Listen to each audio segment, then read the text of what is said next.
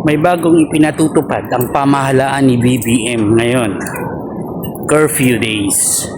Para sa mga 18 years old pababa, minor de edad, bawal ang mga nakaubad sa kalsada at nagiinuman. Patibay ito sa kanilang kampanyang laban sa alkohol. Doon na nagagaling, number 1 ang away, number 2 ang sexual harassment. Bawal na. Kaya sabihan ko ang lahat, pasensyahan tayo. Pag kayo mag-inuman sa kalye, uhulihin namin kayo. Yung mga geng-geng dyan, yung mga geng-geng dyan, yung mga geng-geng dyan, yung mga gago sa kalye dyan, magtago na kayo, umuwi na kayo pag 10 o'clock, uhulihin namin kayo. Ginawa na ni President Duterte yan. Laban sa droga.